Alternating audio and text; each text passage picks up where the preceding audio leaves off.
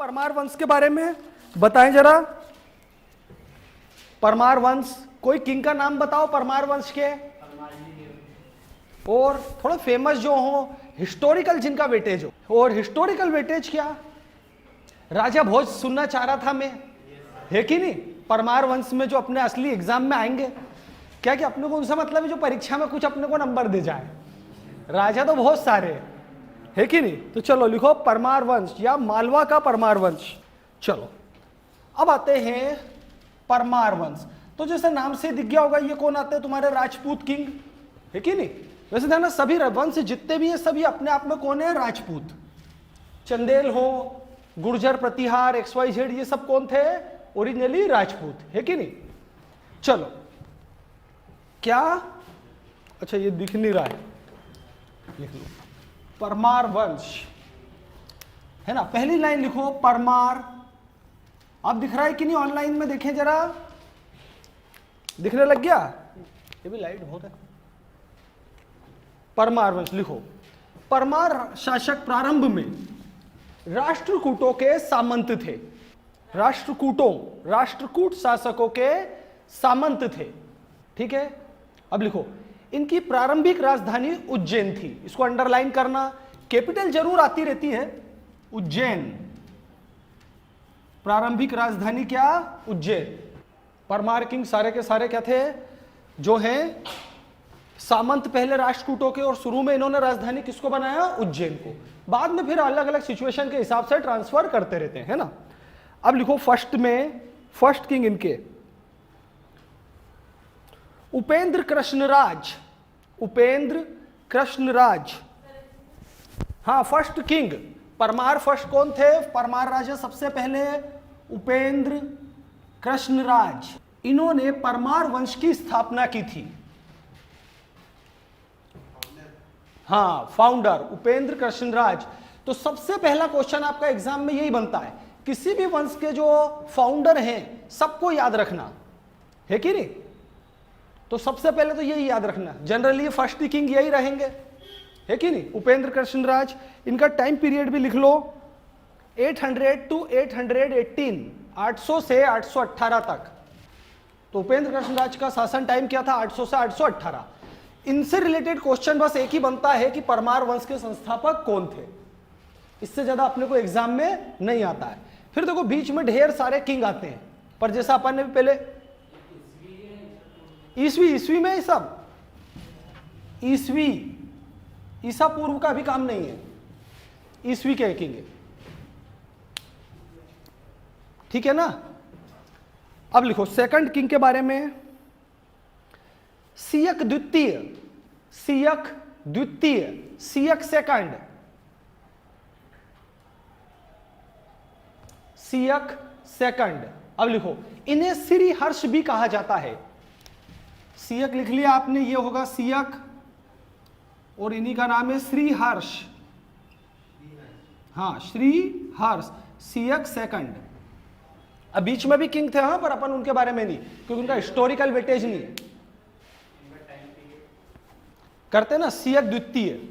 लिखो, इन्हें परमार वंश का वास्तविक संस्थापक कहा जाता है। परमार वंश का वास्तविक संस्थापक कहा जाता है। एक्चुअल, अपन बात समझ रहे हैं? हाँ, Siyaka is the, Siyaka second is the real founder of Parmar dynasty. Sriharsh और सियक सेकंड ये एक ही किंग के नाम है, और इनके अपने लिए महत्व क्या होता है कि एक्चुअल फाउंडर माने जाते हैं। देखो अपन ने सबसे पहले पढ़ा कि ये लोग कौन थे, राष्ट्रकूटों के सामंत। अब राष्ट्रकूट जब कमजोर होने लग गए तो इन्होंने क्या अपनी सत्ता बना ली, है कि नहीं?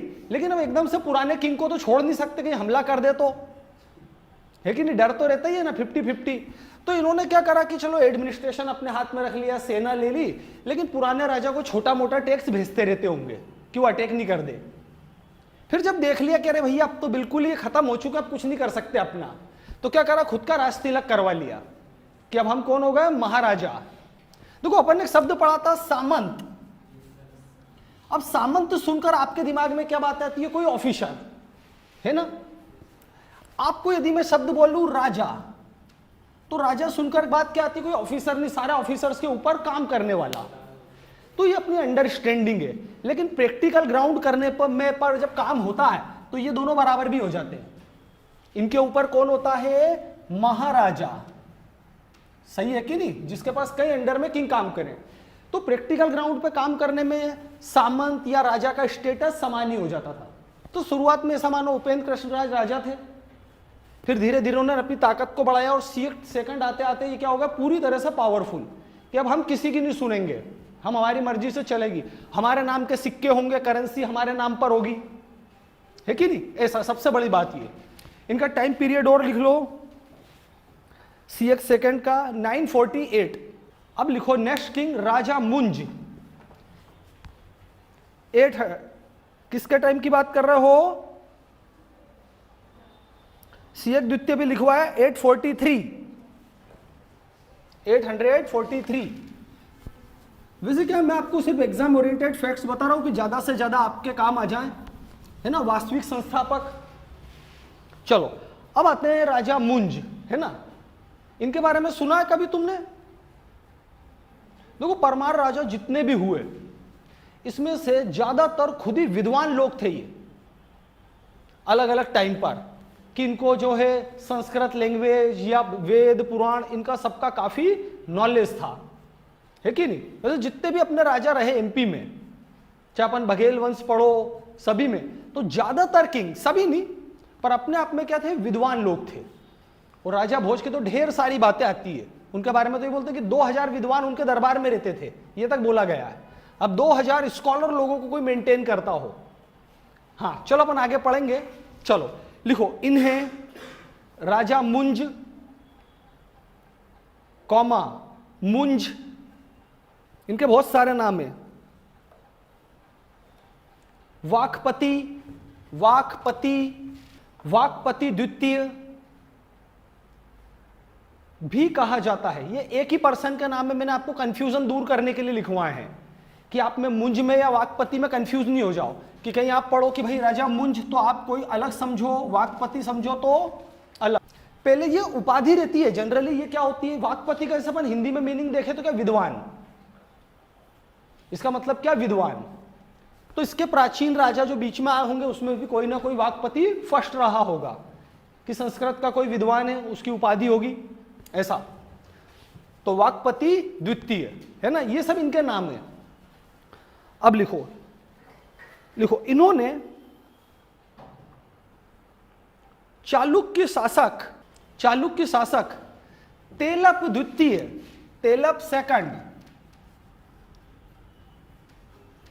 तेलप द्वितीय को 6 बार युद्ध में पराजित किया था,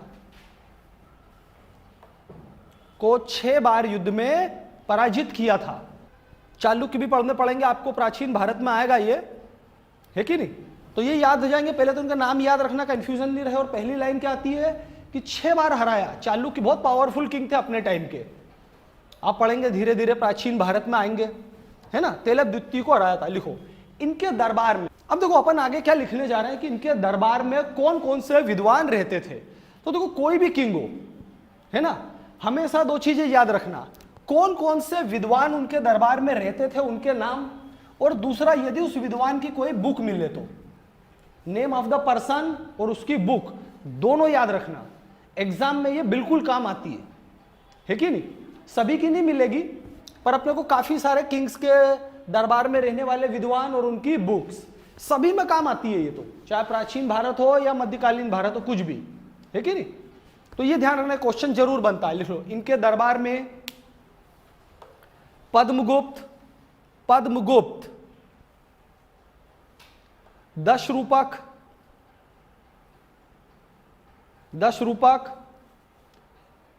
धनंजय,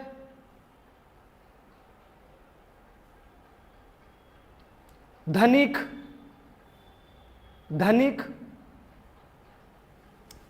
हलायुद्ध,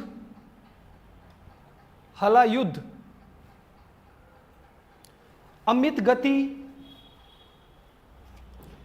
गति जैसे विद्वान रहते थे। पद्मगुप्त ने अपन ने अभी नाम लिखा ना पदम, उनका असली नाम क्या? पदम गुप्त, एक ही पर्सन है दोनों, है ना। नव सहसांक चरित ग्रंथ लिखा था, नव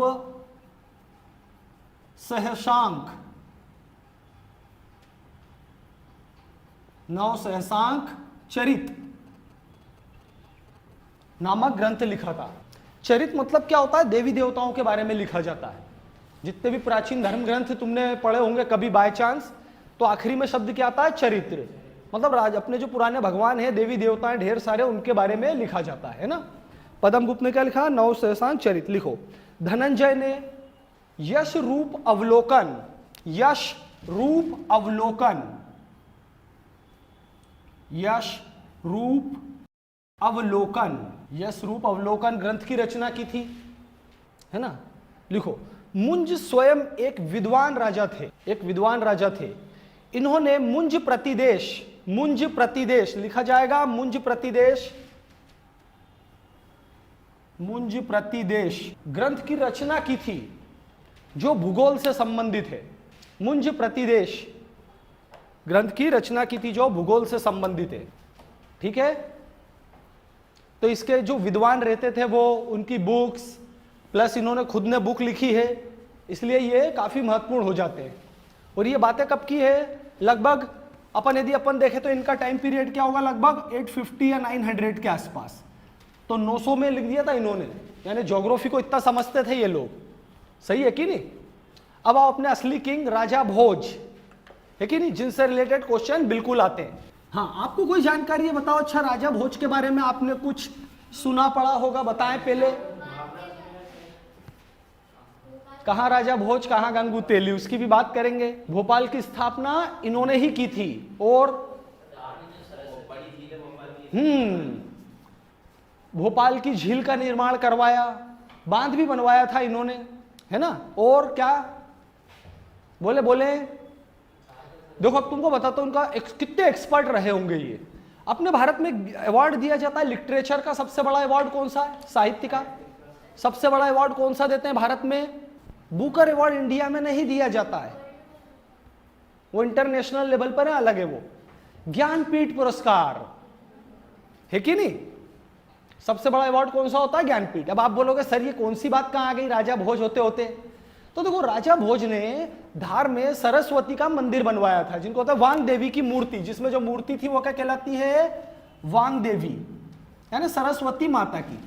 ये वैसे अभी इंडिया में नहीं है, ये इसको अंग्रेज अपने साथ ले गए, ये ब्रिटिश म्यूजियम में है, जिसको अपन मांग रहे हैं वापिस, है ना। तो जो मंदिर बनाया था उसमें जो मूर्ति थी वांग देवी की मूर्ति, तो किसी को जब ज्ञानपीठ पुरस्कार मिलता है ना तो उसी की कॉपी दी जाती है, ये ध्यान रखना। अरे किसी को अवार्ड मिलता है तो कुछ बुक वुक मेमोरियल देते हैं कि नहीं, तो वो किसकी कॉपी है? रेप्लिका किसकी है? वांग देवी की मूर्ति की। और ये किसने बनाया था ये मंदिर? तुम्हारे धार के राजा भोज ने। धार में मंदिर देखा आपने? वो राजा भोज ने। ये भी तुम्हारा वो अयोध्या जैसा काफी विवादित है कि नहीं, काफी खूबसूरत मंदिर है, पर वो हिंदू मुसलमान का झगड़ा चल रहा है, चारों तरफ ढेर सारी उसमें अलग अलग चीजें बनी हुई है ना। तो ये ध्यान रखना। तो वांग देवी की मूर्ति रखी है और इसी मूर्ति को इसकी कॉपी रेप्लिका क्या दी जाती है? ज्ञानपीठ पुरस्कार के रूप में, जो भारत का सबसे बड़ा साहित्य का अवार्ड है। और इस मूर्ति के डिजाइनर या बनवाने वाले कौन थे? राजा भोज। नोट कर लो लाइन, चाहो तो काम आएगी कभी। इनका टाइम पीरियड भी लिख लो, काफी इजी याद हो जाएगा। 1000 to 1055 है कि नहीं? 1000 से 1055 तक 55 ईयर्स तक किंग रहे ये। सोच सकते हो इतना लंबा टाइम पीरियड। कुछ ही किंग हैं ऐसे ऐसे, अकबर, औरंगजेब, ये राजा भोज, है कि नहीं। काफी कम किंग है जिन्होंने इतने 50 साल से ज्यादा शासन करा है। ये तो 30 साल भी नहीं कर पाए, इतना लंबा नहीं, क्योंकि राजा बनते बनते 25-30 साल उम्र हो जाती है। चलो ठीक है ना, टाइम पीरियड इनका याद रखना। तो ये लाइन लिख ली ना ज्ञानपीठ पुरस्कार वाली, आपको जो बताई। चलो, हेलो दोस्तों, मैं Akhilesh Jha, senior IPS officer. अगर आपको मेरा यह वीडियो अच्छा लगा तो आप इसको लाइक करें, शेयर करें, सब्सक्राइब करें। पूरा वीडियो देखने के लिए आप हमारे ऐप AJIS अकेडमी को डाउनलोड करें, जहां पर आपको हमारे बहुत सारे वीडियोस, टेस्ट सीरीज़ और PDF मिलेंगे। Thank you very much.